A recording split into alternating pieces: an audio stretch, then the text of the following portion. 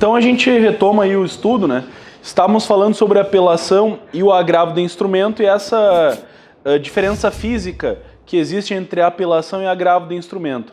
Então, 3 pontos nesta apelação e agravo se devem analisar. Indeferimento da inicial, quando o juiz indefere a inicial, cabe apelação. Julgamento de liquidação de sentença, quando o juiz julga a liquidação de sentença, cabe agravo de instrumento.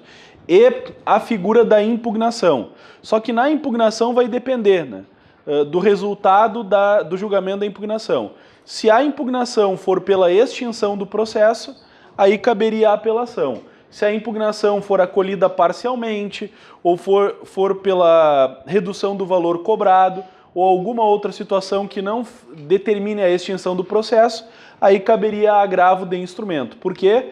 Porque a diferença entre agravo de instrumento e apelação é basicamente a gente pensar, o processo tem que continuar nas mãos do juiz, porque ele tem alguma coisa para fazer com o processo? Sim. Se o processo tem que continuar nas mãos do juiz, porque ele tem algumas outras situações para serem resolvidas, agravo de instrumento. Se o processo não tem mais que ficar nas mãos do juiz, a apelação. Não teria o porquê de ficar, né, nas mãos do juiz, caberia a apelação. Então, um dos nortes das questões entre apelação e agravo é justamente vislumbrar qual seria a peça cabível aqui, o recurso cabível. Outro ponto que a gente acabou de analisar também seria a reclamação, né? A reclamação que está prevista aí no 988, quando o juiz de primeiro grau exerce juízo de admissibilidade quando ele não tem competência para tanto, tá? Então, não tendo competência para tanto, a estrutura do juízo de admissibilidade caberia reclamação ao tribunal. Então, essa a base aí quando nós trabalhamos aí com a figura da apelação e da participação do tribunal e do juiz. Bom, outros tópicos importantíssimos aí também de alterações, novidades e algumas situações que costumam cair diretamente induzindo em erro. Olha só, de regra, o juiz quando sentencia ele não tem possibilidade de retratação, né? O que acontece? A regra geral é a inalterabilidade da sentença, essa é a regra geral. Quer dizer, uma sentença uma vez proferida, ela não poderá ser alterada pelo juiz de ofício. Você tem como regra uma inalterabilidade da sentença. O que é essa ideia de inalterabilidade? Então o nome é inalterabilidade. Significa dizer o seguinte, ó. Dada a sentença, ela não poderá ser alterada pelo juiz. Essa é a estrutura. Por quê? Vamos dar um exemplo de inalterabilidade. Ele profere a sentença e a sentença é publicada. Então você tem lá uma sentença publicada no sistema. Publicação da sentença. Então tá legal. Aí o juiz vai para casa e muda de opinião. Ele pode voltar lá no fórum no outro dia e alterar a sentença, porque na verdade ele mudou de opinião, ele viu uma prova que eventualmente era melhor do que aquela que então ele analisou. Ou ele mudou de opinião sobre a matéria jurídica? Não, ele não poderia alterar. Sequer por apelação. Se eu te perguntar o seguinte, ó, o juiz profere a sentença, publicada a sentença de mérito, tá? Então vamos pensar assim, ó, a sentença de mérito procedente ou improcedente? Ou improcedente, tá? Essas situações aqui. Procedente ou improcedente. Ele pode alterar a sentença a partir da apelação, ele lê a apelação lá que a parte apresentou e eventualmente ele busca a alteração da sua sentença. O juiz poderia retratar-se da sentença? De regra, não, né? Então nós não temos a retratação como uma regra no processo civil. Quer dizer, publicada a sentença, o juiz não poderia se retratar dela. Naturalmente, se ele julga procedente ou improcedente, não haveria retratação.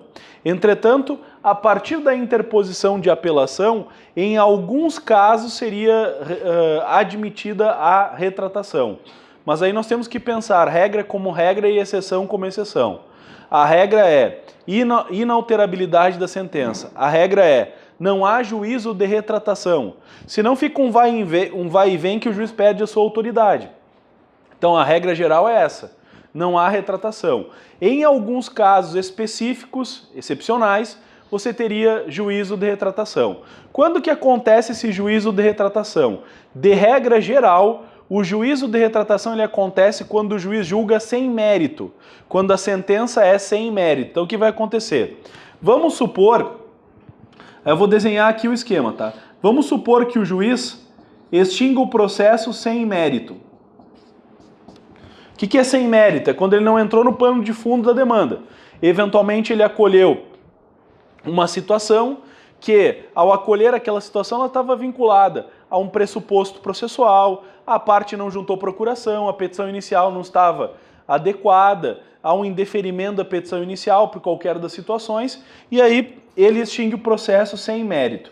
Nessa hipótese de extinção do processo sem mérito, o Código prevê uma retratação do juiz a partir da interposição de apelação, tá? Então o que vai acontecer? Vamos supor que o juiz profira uma sentença sem mérito, como por exemplo o indeferimento da inicial, e aí lá pelas tantas a parte apela, apresenta uma apelação. Nessas situações, haveria por parte do juiz uma possibilidade de retratação daquela sentença. Ele então poderia em 5 dias se retratar da sentença.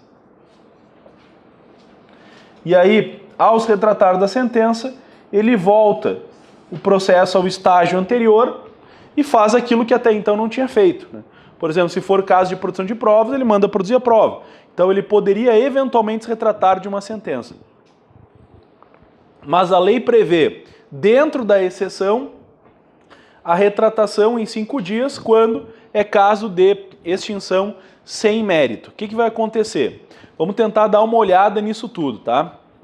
Olha só, as causas sem mérito, extinção sem mérito, estão aqui, ó, no artigo 485. Vai dizer assim, ó, o juiz não resolverá o mérito quando...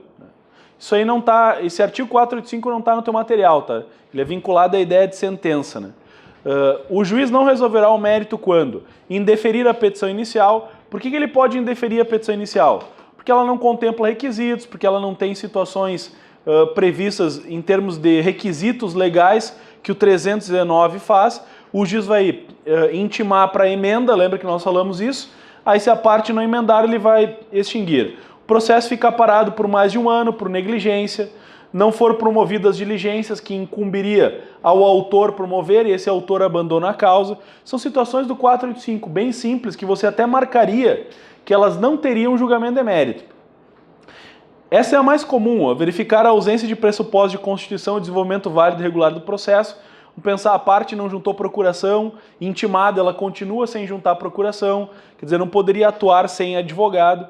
Reconhecer litispendência, perempção ou coisa julgada. O que é perempção? Perempção é o sujeito entrar 3 vezes com a causa e abandonar ela. Aí ele não dá andamento, na 4ª vez ele não pode entrar, porque ele já entrou 3 vezes e abandonou a causa. Então isso é perempção. Litispendência, o que é litispendência? É litispendência, né? Então, já existe um litígio pendente sobre aquela matéria. Então se o juiz, o segundo juiz aqui, pega o processo e olha para um outro e percebe, não, esse processo já existe igual, é idêntico, é uma causa que já existe, vai extinguir por litispendência. Ou de coisa julgada, né? Ah, a causa já foi julgada, e aí eventualmente eu não posso rejulgar uma matéria já julgada, então eu vou extinguir sem mérito. Verificar a ausência de legitimidade, interesse. Então tem várias situações aqui, ó, que determinam não analisar o mérito, esbarrar num pressuposto processual, né? Essas são um elenco colocado. Legitimidade ou interesse processual.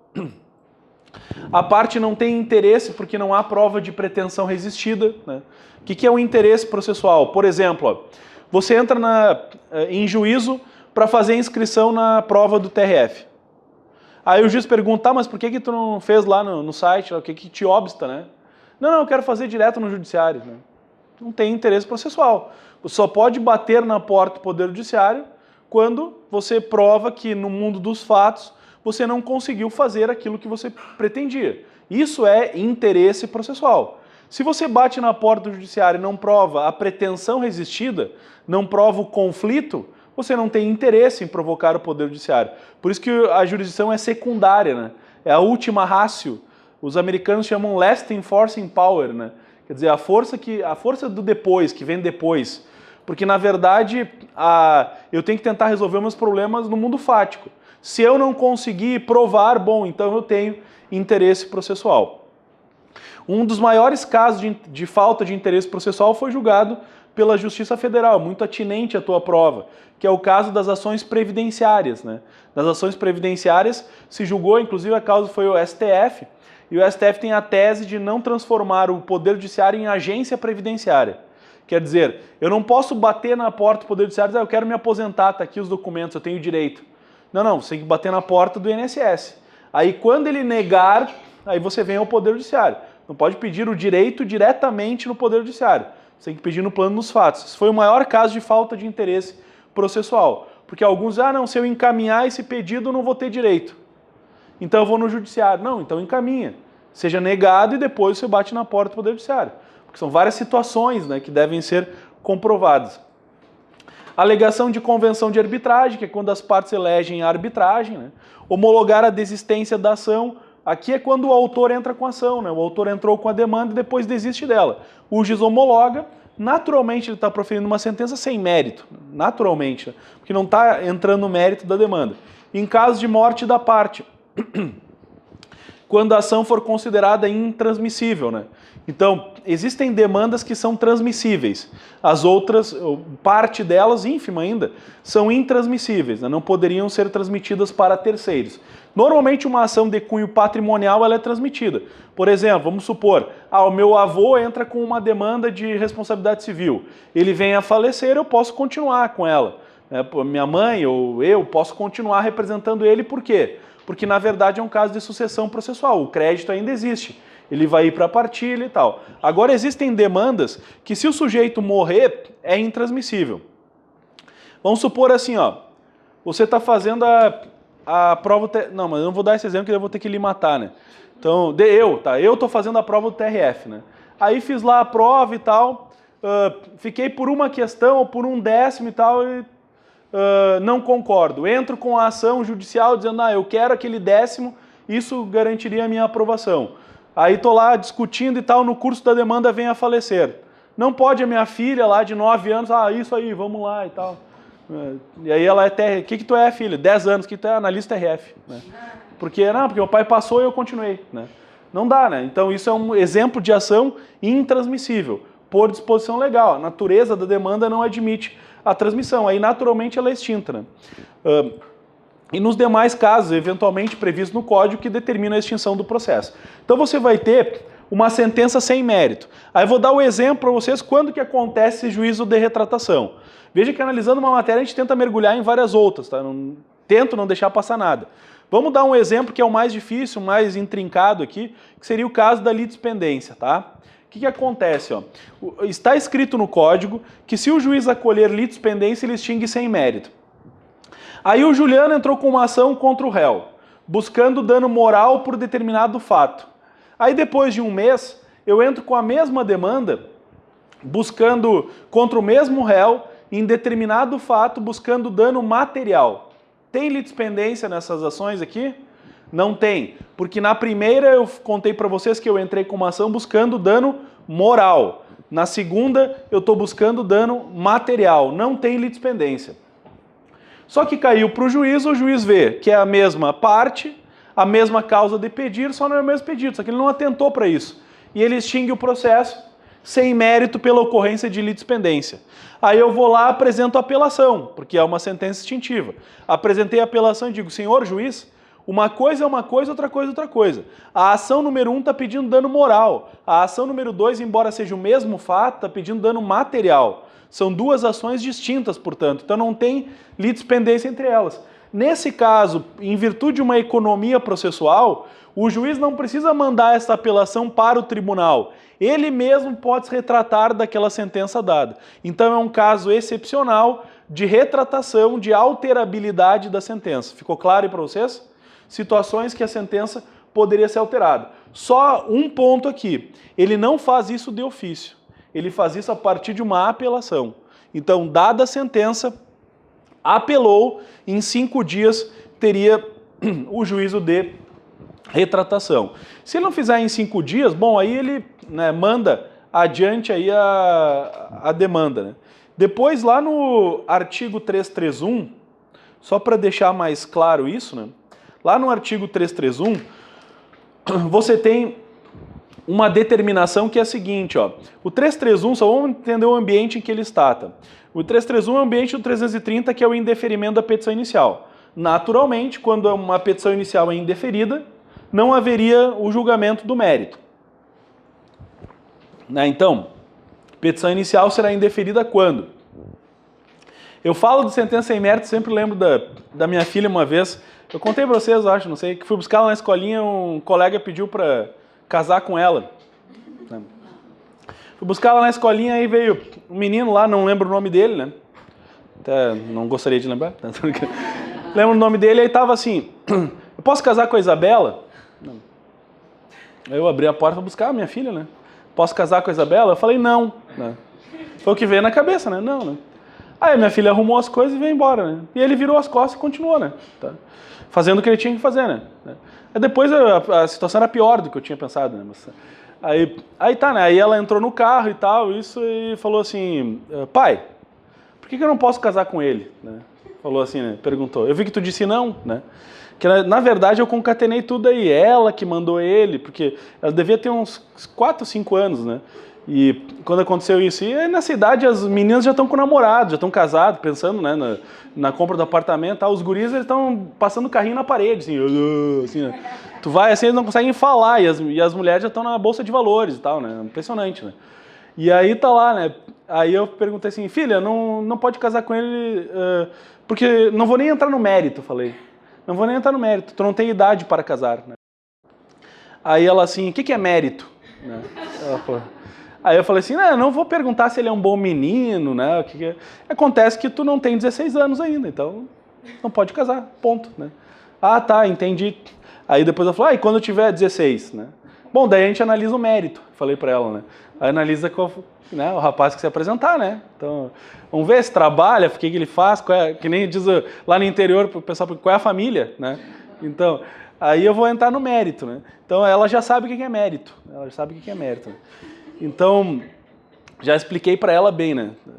Então, eu indeferi a petição inicial dela, né? E não teve retratação também, né? Aí, bom, no caso de indeferimento da petição inicial, tem um artigo aqui que é o 331 que vai dizer assim, ó, indeferida a petição inicial, o autor poderá apelar, facultado ao juiz no prazo de 5 dias retratar-se, que a gente já viu ali, em termos de indeferimento, é sem mérito. Se não houver retratação, o juiz mandará citar o réu para responder o recurso. Sendo a sentença reformada, o prazo para contestação começará a correr da intimação do retorno dos autos. Não interposta apelação, o réu será intimado do transjulgado da sentença. Qual é a peculiaridade que tem nesse artigo aqui, 331, que é um pouquinho mais importante? É que nesse caso aqui, o juiz está indeferindo a inicial sem citar o réu. Então ele recebe a petição inicial, ele diz, olha, tua petição inicial tem problemas, intima para complementar. O autor não complementa, ele indefere a petição inicial. Se o autor apelar, o juiz pode se retratar. Mas em não se retratando, ele cita o réu para apresentar contrarrazões ao recurso de apelação. Então você tem possibilidade do sujeito ser citado, não para comparecer a uma audiência e depois contestar. Nesse caso, o réu vai ser citado para contrarrazões. Vai ser citado para contrarrazões. O que é citação? Letra A, citação é o ato que chama o réu para se defender. Letra B, é o ato que convoca o réu para integrar a relação processual. Letra C, vou rodar. Letra D, não sei. Letra B, né? Letra B, a citação é o ato que convoca o réu para integrar a relação processual. Só que nesse caso ele é convocado para integrar o 2º grau, não o 1º grau. E se for provido o recurso de apelação, os autos retornam ao 1º grau para ele apresentar contestação. Essa é a prática aí, porque até então ele não estava nos autos. Só que olha outra pegadinha que tem na questão. No artigo e pode ser dado na questão. Se a parte não apelar e o juiz extinguiu sem mérito, aí esse mesmo réu ele vai ser intimado do resultado. Ele vai ter uma intimação do resultado da demanda. Não quando foi apresentada a apelação, mas vai ser intimado para dizer, olha, tu não precisa fazer nada, mas só estou te contando que entraram com uma ação contra você, não foi preenchido os requisitos e o processo foi extinto sem mérito. Aí o réu vai apenas ser intimado. O réu não precisa convocar advogado, contratar advogado, manifestar-se nos autos, nada. Aqui você tem uma hipótese bem específica que o sujeito é intimado sem ter sido citado no processo. Então, pode alguém ser intimado sem ter sido citado? Poderia. O sujeito, como réu, é demandado, o juiz julga, extingue o processo por indeferimento da petição inicial, o autor não faz nada. Aí o réu vai ser intimado o resultado da decisão. Pode falar.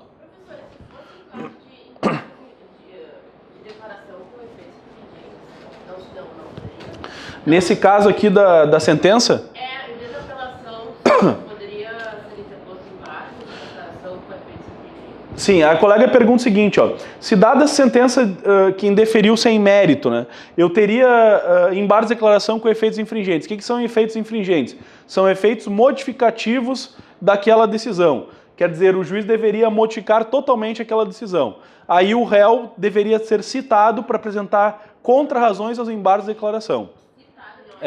Não é intimado por quê? Porque ele até então não participou do processo. Né? Por que aqui é intimado? Porque o processo não existe mais. Né? Então eu não vou citar ele, convocar ele para integrar a relação processual. Eu apenas estou informando que contra ele tramitou um processo que já foi extinto, sem mérito, e aqui está a relação. Senão fica estranho, né? O sujeito nem sabe que demandaram contra ele, que é o que então estava previsto. Agora ele tem que ser intimado acerca do indeferimento da inicial lá. Imagina se é uma ação de divórcio, né? O cara está em casa, a mulher entrou com uma ação de divórcio, tem erro na petição inicial, extinto sem mérito, ele nem sabe, né? Então, ele tem que ser intimado e dizer, olha, tua mulher entrou com uma ação de divórcio, não preencheu todos os requisitos, foi julgado, extinto. Ah, que bom. Amor, né? Chega em casa, tranquilo, né? Porque não foi extinto sem mérito, né? Então não tem nada. Caso seja sem mérito, apela, aí cita para apresentar contra-razões, certo? E com o mérito, se o juiz julgou a causa com o mérito, teve apelação, tem juízo de retratação?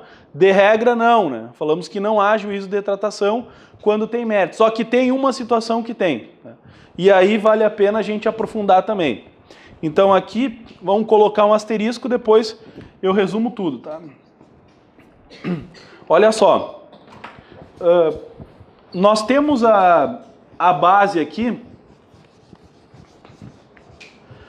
a ideia da inalterabilidade da sentença. Significa dizer que quando é dada a sentença, o juiz não poderia alterar. Quem altera é o tribunal. Nós falamos até então que existe uma possibilidade do juiz alterar a própria sentença, a partir de um juízo denominado juízo de retratação feito em 5 dias.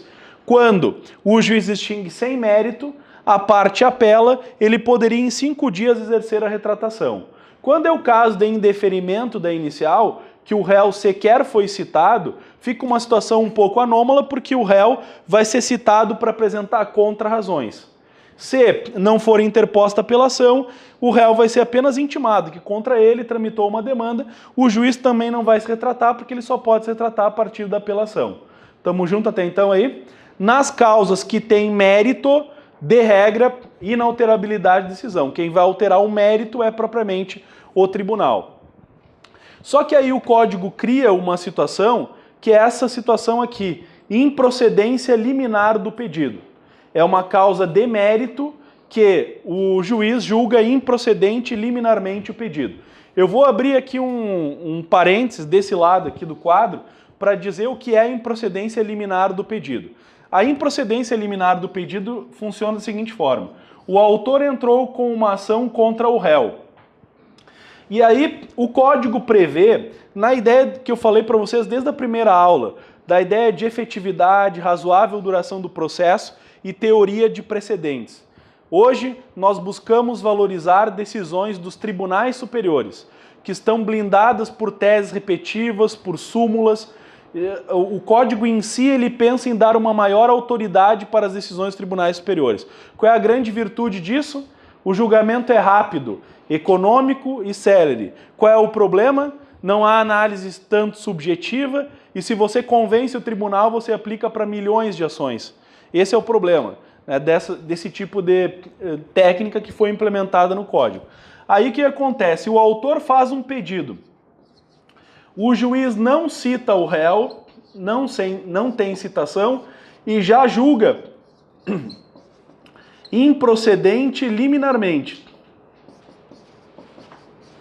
Mas não é improcedência no sentido de não julgar mérito, ele julga o mérito. Ele julga improcedente liminarmente a demanda. Ele já dá ao autor uma patada, né? É o caso, para a gente entender, é como se fosse o indeferimento da inicial, só que agora no mérito, né? Já dá uma patada. Às vezes é difícil você explicar isso para o teu cliente também, né? Porque você entra e já perde, né, a demanda. Eu já tive que explicar uma vez, meu cliente me explicou também, eu achei bem interessante o que ele me contou, porque eu falei assim, eu entrei com uma ação, depois de uma semana ele me ligou, disse, como é que tá a ação? Eu falei, deixa eu ver, né? Aí tava assim, improcedente, né? Aí ele perguntou, e aí, né? Sabe, tu fica em silêncio, né? Tentando... Aí, não, eu tava olhando a sentença. Falei, é que a gente perdeu, né? Aí ele deu uma risada, né? Aí ele falou, não, mas tu entrou semana passada? Eu falei, a gente perdeu, né? Aí ele disse, tá, mas o que o réu disse, né? Não, ele não disse nada, a gente perdeu com o que eu disse, né? Aí ele me falou uma coisa que explica bem, eu até trato nas aulas isso. Ele falou assim, não, deixa eu ver se eu entendi. Tinha um jogo, a gente entrou em campo, o outro time não apareceu e a gente perdeu por 1-0. Eu falei, isso aí. Tu entendeu bem que é improcedência liminar. Então, a gente perdeu para nós mesmos, né? Então, não tem citação, o juiz julga improcedente liminarmente. Mas por que o juiz pode julgar improcedente liminarmente? Porque ele lê os autos e ele concatena a história dos autos com algo que está em precedente. E ele diz, olha, com isso que está escrito aqui, quando tu chegar lá em cima, tu vai perder. Então, perdeu. Agora. Isso é economia e celeridade processual. Então, ele diz assim, nas causas que dispensem a fase instrutória. Claro que tem que dispensar a fase instrutória. Porque se eu vou provar o que eu quero mediante depoimentos, perícia, testemunha, aí eu não tenho como fazer uma improcedência liminar, né?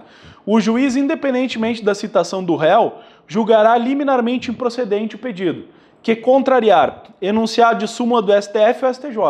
Contrariou súmula do STF ou STJ, ele já pode julgar improcedente liminarmente. Acórdão proferido pelo STJ ou STF em recurso repetitivo, nos casos das teses repetitivas fixadas pelo STJ ou pelo STF.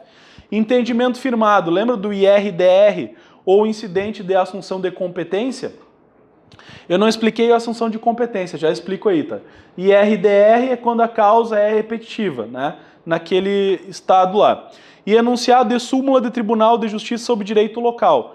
Se eventualmente tiver uma súmula do Tribunal de Justiça sobre direito local, não é muito comum existir isso, mas poderia. O caso mais comum de improcedência liminar são esses dois aqui, enunciado de súmula do STF e do STJ ou teses repetitivas do STJ ou do STF. Esses são os casos mais comuns de improcedência liminar. Significa dizer o seguinte, chegou para o juiz essa demanda aqui e ele olha para aquilo que eu pedi e ele olha lá para o STJ e para o STF ou para o STF e encontra uma súmula ou uma tese repetitiva. Aí ele vai lá e diz, olha, está aqui tua resposta, improcedente liminarmente. Por quê? Porque a súmula diz isso, então você vai receber. Esse caso aqui, ele é importante na tua prova, porque isso acontece muito na área federal. Porque na área federal, quem bate as portas do Poder Judiciário Federal, normalmente está discutindo direitos que não dependem de fase instrutória. Reposição salarial de servidores públicos, a figura de teses previdenciárias que já foram julgados, teses tributárias que já foram julgados. As situações na Justiça Federal não envolvem tanto provas em termos de depoimento, de audiência, né? Envolve eventualmente perícia. Fora isso, as discussões de direitos, né? Se o servidor tem direito, se o contribuinte tem direito. Então, basicamente, essas situações é o que pulveriza em maior parte o Poder Judiciário Federal, né? A estrutura federal. Então, é comum desafogar com essas súmulas ou com teses repetitivas. Normalmente, o juiz olha para cima e pega. Bom, se o STJ ou o STF decidiu, está decidido aqui também. A tua reposição salarial não tem, a tua tese de revisão não tem. Por exemplo, eu posso aplicar isso para juros bancários, né? Ah, não, a tese não revisa, então está aqui a tua resposta. Claro que ele pode apelar, porque é apenas uma sentença, mas é uma sentença improcedente que julga mérito. Não há possibilidade no nosso país de ter sentença procedente liminarmente, porque aí você está prejudicando o réu sem citá-lo. Agora aqui eu estou beneficiando o réu, eu estou prejudicando o autor pela tese que ele coloca, é improcedente liminarmente. Tamo junto aí? Só que se cair, provável que caia as outras situações aqui do inciso 3, ó, que é julgamento em IRDR ou em assunção de competência. O que é julgamento em IRDR? Eu falei na aula anterior. Assim como o STJ e o STF podem fixar teses repetitivas, o que é uma tese repetitiva no STJ e no STF? O país inteiro está discutindo uma causa, como tarifa básica de telefonia celular. Tem milhões de ações no país. O STJ pega uma ou duas e diz, eu vou decidir essa aqui, vou fixar a tese. Claro que é pelo colegiado de maior extensão, julgou essa, aplica para todos. Essa é a ideia aí das teses repetitivas no STJ ou no STF. Só que eu falei anteriormente que o sistema criou também a possibilidade nos tribunais, vamos colocar aqui TRF, de estabelecer um IRDR. O que é isso? É um incidente de resolução de demandas repetitivas. O próprio tribunal, ele pode perceber que há uma proliferação de demandas no nível do seu estado, da sua região. Como há uma proliferação de demandas no nível do seu estado, da sua região, algum juiz indica que há essa repetitividade na sua comarca, ou o próprio tribunal percebe que tem essa tese repetitiva. Aí ele vai julgar e vai fixar uma tese de resolução de demandas repetitivas no âmbito do tribunal, não no âmbito do país inteiro. Então, o IRDR, originariamente, ele é algo que vem se repetindo em nível dos estados ou da região, e o tribunal pode julgar, sem precisar que aquela demanda tome proporções nacionais. Claro que hoje é quase impossível você ter algum problema que esteja vinculado apenas a um estado ou alguma região. É impossível. Não vou dizer que é impossível, mas quase impossível, pouco provável. Telefonia afeta todo mundo. A gente tem hoje as ações em massa, não ações regionalizadas, né? Essa é a vertente hoje do processo.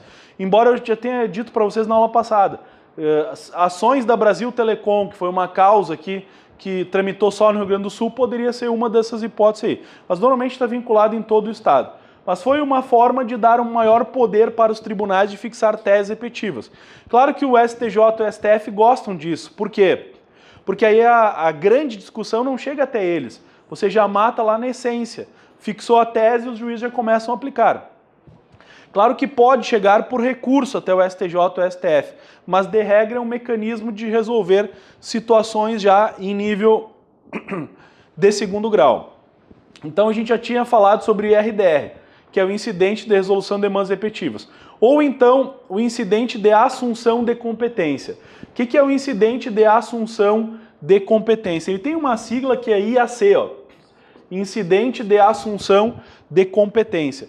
Também é uma forma de fixar teses. Hoje, para a gente entender assim, basicamente o que está dentro daquele repertório de precedentes, nós temos súmulas vinculantes, súmulas do STJ, súmulas do STF, teses repetitivas do STJ e do STF, teses repetitivas em IRDR e teses repetitivas em IAC. Só que a gente não chama ela de tese repetitiva. O que é um incidente de assunção de competência?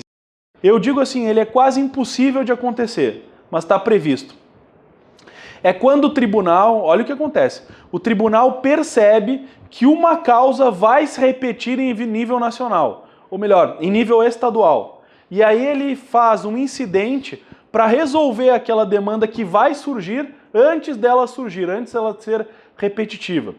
Então eu pego lá uma causa, vamos pensar, está tramitando uma causa lá na comarca do interior. Aí o tribunal sabe ou é avisado pelo juiz, ou oficiado pelo juiz. Aí ele percebe, ora, aqui nós temos uma causa que vai se repetir em nível estadual. Então vamos já assumir a competência dessa causa e resolver ela. Por isso que é a assunção de competência. Eu assumo a competência e julgo ela. Fixo uma tese. Quando ela começar a proliferar, o juiz vai lá e aplica essa tese que eu já decidi antes dela surgir. Entenderam aí? Qual é o grande problema disso, né? O problema é tempo. Está dizendo que o tribunal vai estar atento àquilo que vai surgir e, portanto, se surgir, eu julgo antes de proliferar. Quer dizer, é quase incompatível com a ideia de poder público, né?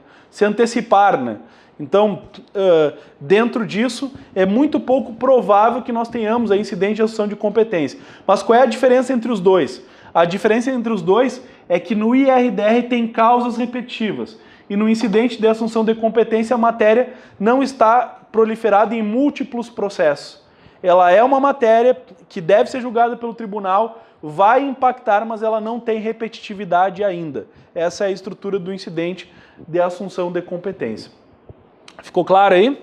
Beleza? São formas de fixar tese. Então, tanto súmula do STJ quanto do STF, quanto tese repetitiva do STJ e do STF, quanto tese do IRDR ou tese em IAC e súmula de Tribunal de Justiça Local podem justificar o julgamento de improcedência liminar do pedido por parte do juiz. Tudo certo até então? O que vai acontecer? Vou apagar aqui agora. Vai acontecer que o juiz julga liminarmente improcedente e ele está julgando o mérito, nesse caso, certo? Aí acontece que eu não concordo com isso e apresento a apelação. Nesse caso, é um caso de julgamento de mérito que o juiz pode retratar-se. Interposta a apelação, está lá no 331, ou melhor, 332, parágrafo 3º. Interposta a apelação, o juiz poderá retratar-se em 5 dias. É um caso previsto que você tem julgamento de mérito, que a partir da apelação tem retratação do juiz. Certo? Aí é a exceção da exceção. Por quê? Qual é a regra? Vamos traçar um caminho aqui, uma escada, para marcar questões. Regra: publicada a sentença, ela não pode ser alterada de ofício pelo juiz. Em termos de mudança de opinião, ela não poderia. Segundo elemento: existem situações excepcionais que, se essa sentença ela for de indeferimento da inicial ou for caso de sentença extintiva sem mérito, a parte apela e eu tenho em 5 dias a retratação. Essa é a ideia. Sabendo que, no indeferimento da inicial, se a parte apelar e o juiz não se retratar, citação para apresentação de contra-razões. Se não for interposta apelação, intimação do réu apenas do resultado da demanda. Bom, e se for caso de mérito? Caso de mérito não tem retratação, à exceção do julgamento de improcedência liminar. O que é o julgamento de improcedência liminar? Quando o juiz acolhe teses repetitivas, que foram fixadas por modelos repetitivos de fixação de tese. A partir de uma causa que dispensa a fase instrutória, o juiz pega uma súmula, uma tese repetitiva e dá para o autor. Julga improcedente liminarmente o teu pedido. Se esse autor apresentar a apelação, 5 dias o juiz poderá se retratar. Se o juiz não se retratar em 5 dias, aplica-se a mesma regramento aqui do indeferimento. Ó. Se não determinar, se houver retratação, o juiz determinar o prosseguimento do processo, com a citação do réu. E se não houver retratação, citação do réu para apresentar contra-razões, como já era lá no indeferimento da inicial. Então apresenta ou não apresenta as contra-razões aí conforme o resultado. Então, você tem regra, exceção e exceção da exceção. Regra: sentença inalterável. Exceção: pode alterar apenas no caso de sem mérito, onde a parte apela e tem retratação. E exceção da exceção: existe uma hipótese que, mesmo o juiz julgando o mérito, haveria retratação, que é quando ele julgar liminarmente improcedente o mérito da demanda, aí poderia ocorrer retratação, a partir da apelação, beleza? Façam a questão número 5, por favor. Caiu para analista aí do TRF da 5ª Região. prazo de 15 dias para as contrarrazões serve tanto para ser mérito como quanto... Sim, porque na verdade assim, ó, só para comentar a pergunta da colega, diz, o prazo de 15 dias das contrarrazões, sempre você vai ter contrarrazões no prazo do recurso, né? Então se apelou em 15 dias, as contrarrazões em 15 também.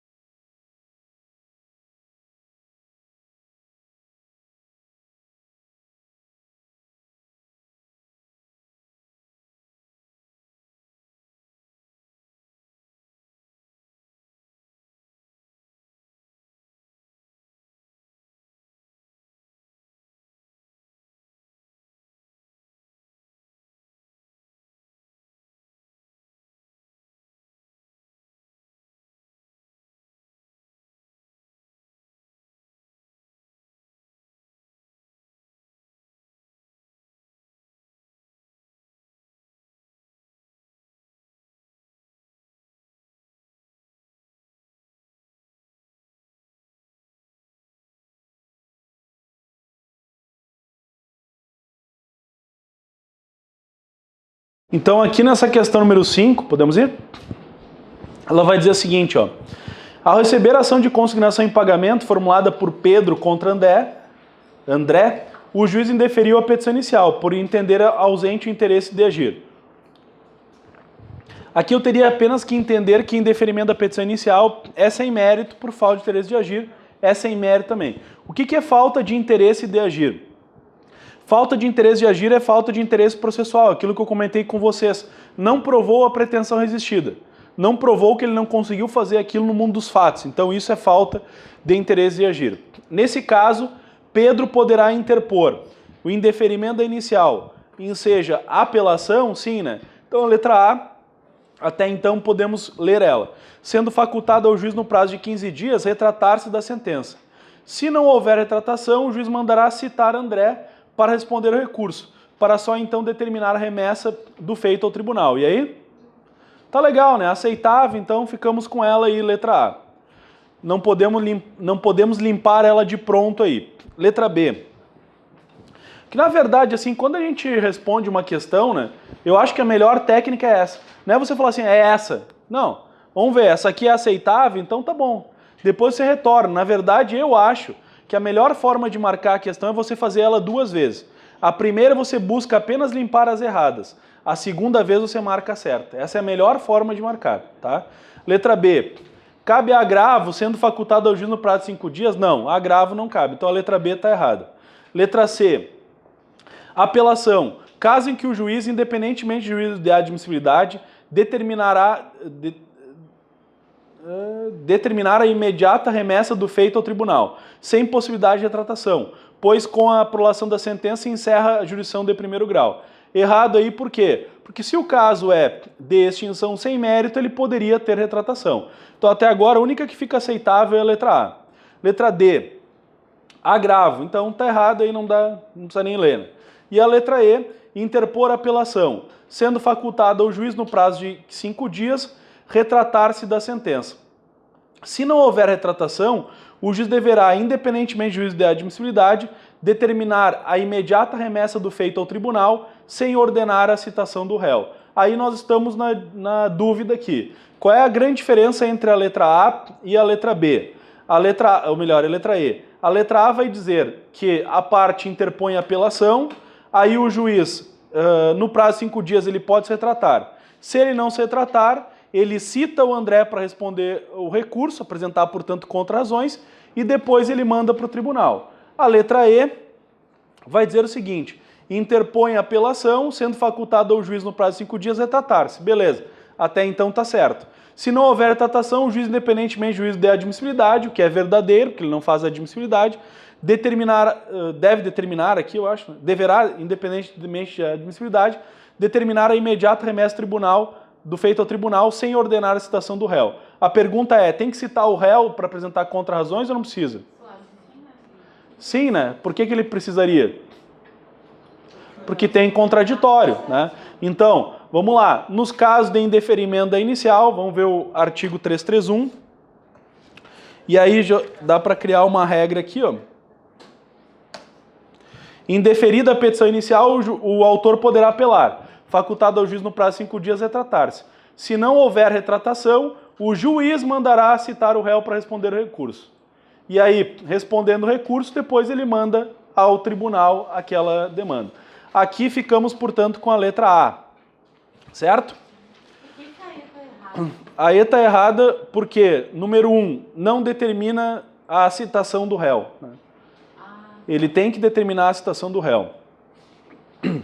E aí você vai colocar assim, mas ele não pode determinar a imediata remessa do feito ao tribunal e lá o tribunal determinar a citação. Você tem que entender, no processo civil existe uma regra.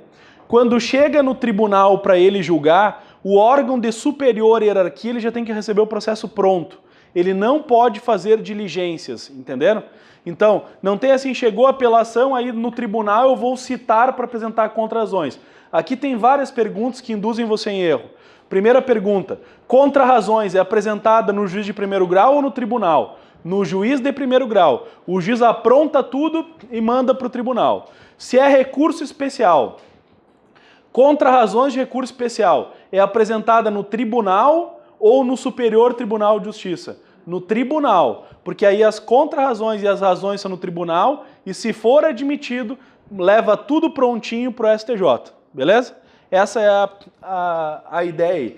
Eu visualizo isso muito como uma emergência de hospital, sabe? Você entra lá, lembra quando eu saí daqui com dor, né? Eu entrei e estava lá, né? Você não entra e diz assim, eu quero falar com o médico. Não, eles tiram a pressão lá, né? Tira a pressão, tira a febre, né?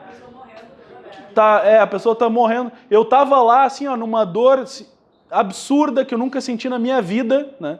E a pessoa me perguntando, e-mail, né? Não acredita nisso, né?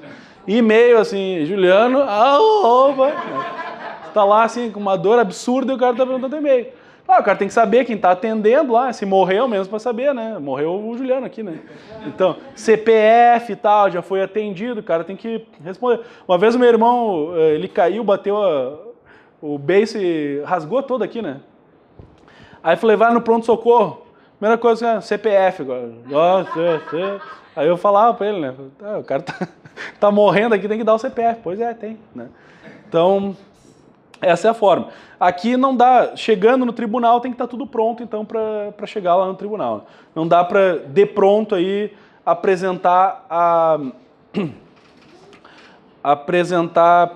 mandar o tribunal citar. Vamos pegar a questão número 3 aí, só para fazer um comentário também sobre ela, que é importante.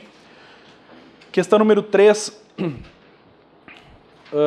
diz assim, ó, diante da interposição, ela não é uma matéria que é de apelação, mas ela tangencia a matéria que a gente está trabalhando. Diante da interposição de agravo de instrumento, o relator poderá converter o recurso em agravo retido. Contra essa decisão, o agravante poderá interpor recurso de agravo ao órgão competente para o julgamento do recurso. O que acontece? Não existe agravo retido no processo civil. Existe apenas agravo de instrumento e o agravo normal. A figura agravo retido, ela não existe. Então, se for uma questão que fale na alternativa como agravo retido, ele não existe no processo civil a partir de 2015. Não existe mais agravo retido. O que existe é o agravo de instrumento e o agravo em recurso especial ou em recurso extraordinário e o agravo interno, mas não existe agravo retido, certo? Agravo retido, ele foi retirado. Existia, mas não quero falar que existia, não existe mais, só você entender, não existe, certo? Por isso essa afirmativa aqui está equivocada. Hoje, em termos de agravo de instrumento, as principais questões que costumam cair é sobre o cabimento do agravo de instrumento. Então, na próxima aula aí, a gente vai aprofundar, esmiuçar cada uma dessas possibilidades aqui, porque essa é a probabilidade, né, de cair para vocês, porque o agravo de instrumento é uma matéria muito atual.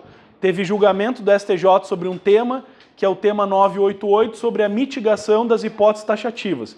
Então a gente vai estudar cada uma das hipóteses e ver como isso vem sendo perguntado nas questões aí. Certo, então, pessoal? O agravo que tu falou é agravo especial, agravo interno, qual é o outro que existe no processo civil? O agravo de instrumento, o agravo em recurso especial, o agravo em recurso extraordinário e o agravo interno. Valeu então, pessoal.